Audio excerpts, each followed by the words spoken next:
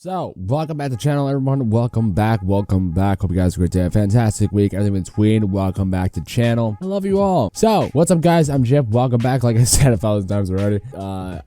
So this is gonna be a review video. Now, this is a review video that I've been meaning to do for a while. Just never got around to doing. I've recorded takes of it, but never actually ended up recording, or never actually gone through with editing it or anything like that. I never went through with actual recording. Well, I guess I recorded it. I would record takes, but then I wouldn't use those takes, and basically I am trying to get around to doing it, which is, it's been a while since the game has been out now, and I'm trying to get into the review for it. So basically the game at hand is Superliminal. If you guys don't know what Superliminal is, it's a puzzle game, and it's a lot of fun. It's a lot of fun.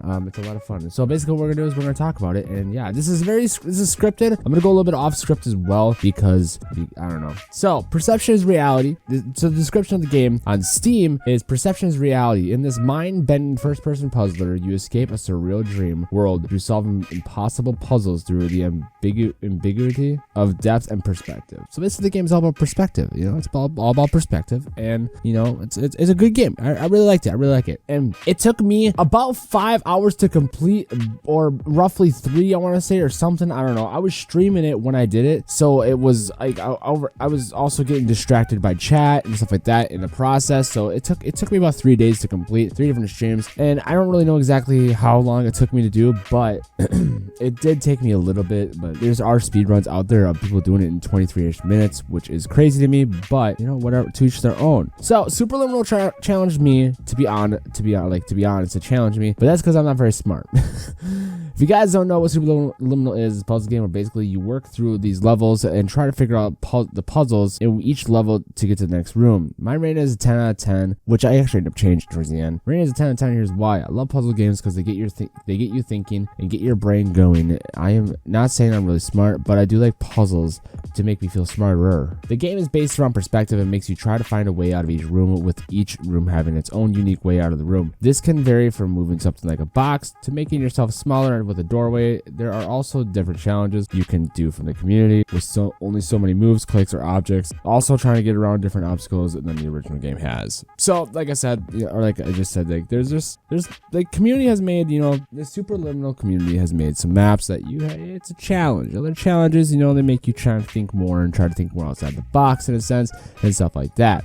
So the plot. From Wikipedia, this is what it says from Wikipedia. This is what the plot is. The player heads to the Pierce Institute to help test its somnoscope technology, which is designed to provide dream therapy to patients. They are put to sleep and placed in a testing environment constructed in their dream world, where they are capable of performing reality-bending facts, such as changing the size of items based on perspective or instantly creating copies of them. However, the player fails to wake up at the appointed time, ending up back inside the dream world. A Pierce Institute doctor, Dr. Glenn Pierce, communicates to the player through radios, explaining that they have completely lost track of the player and that the player is likely traveling through successive dream layers. Meanwhile, the AI administering the dream therapy advises the player to initiate an explosive mental overload in order to trigger an emergency exit protocol and escape the dream world. Eventually, the player travels through enough dream layers to trigger an emergency exit protocol, but it fails due to an unknown error. The AI concludes that the somnoscope therapy failed to eliminate the player's negative emotions, hence they cannot leave the dream world. The AI then advises the player to find their own way out.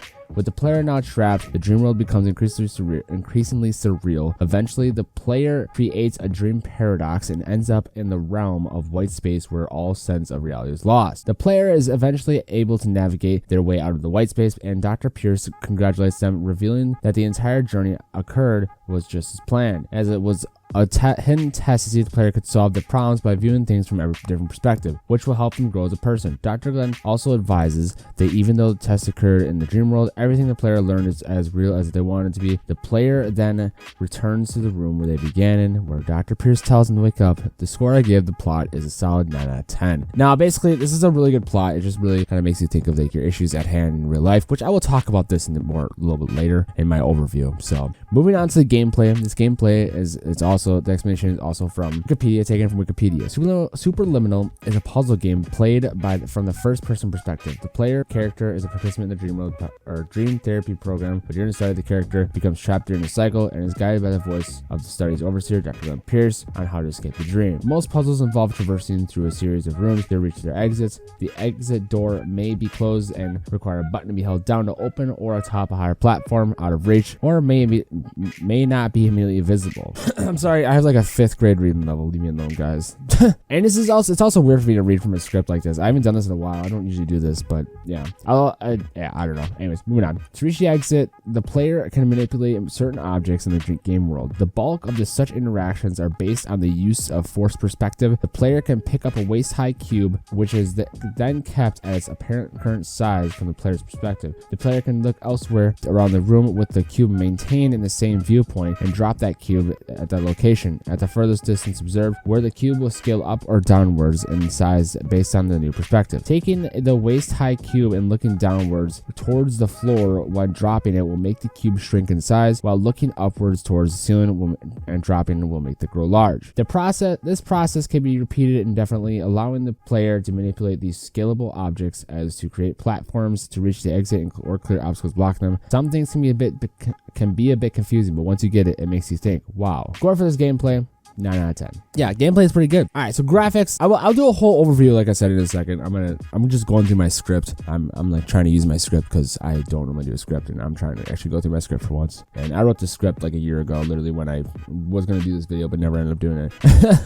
Anyways, yeah, graphics is there's not much a whole lot to this part, but I will say the graphics are very nice and smooth. The kind of graphics in this game are the kinds of graphics I like in the smaller type of games because they just seem so warm and welcome. I rate the graphics a 10 out of 10. Final score: 9.5 out of 10. The game is for sure challenged me and made me question a lot about the game. After finale, it really made me have some weird dreams for a couple of nights, but it was super fun, and I for sure recommend it to anyone looking for a puzzle game to try. Hope you all enjoyed my first game review. I hope you do. Hope to do more things like this in the future, and hope to play a lot more variety games to do reviews on. So basically, this is kind of what sparked my whole, doing different games and playing different games and stuff like that, and whatnot, to like kind of talk about different games and review in a sense. And I know that my opinion isn't a whole it doesn't have much value. My opinion doesn't have much weight, much value, but I like to sometimes think that maybe someone out there kind of sees my videos and like, you know what, maybe I'll try this game out, or kind of like when they watch gamers or something like that, like, you know what, I kind of want to try this game out. Let's see what this guy has to say. Let's see what this guy says in that kind of sense. And Superliminal is honestly a good game. It was a fun game to play. I really enjoyed it when I streamed it. I streamed it for, like I said, a few days, and I played it all the way through. It definitely makes you kind of look at life in different perspective, and it kind of like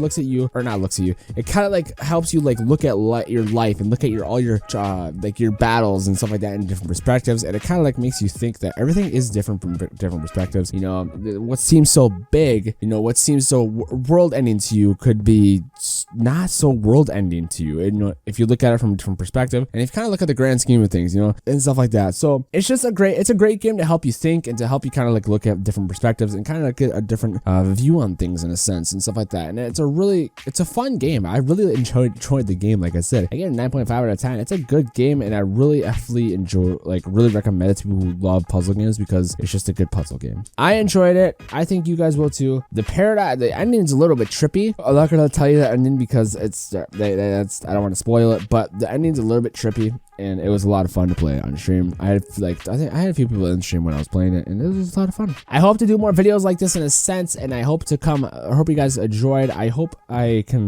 bear a little bit of value in a sense to what you guys maybe were hoping for in this video. I don't fucking know. Yeah, this is something that I kind of wanted to get into. I wanted to start a review series in a sense, kind of like in the news, but like playing different games, stuff like that, but I haven't really got around to it because I just don't know how I would attack it or how I'd go about it and stuff like that. So yeah. Anyways, hope you guys enjoyed. I will see you guys in the next video. Please have a good day. I love you all, and thank you guys for tuning in.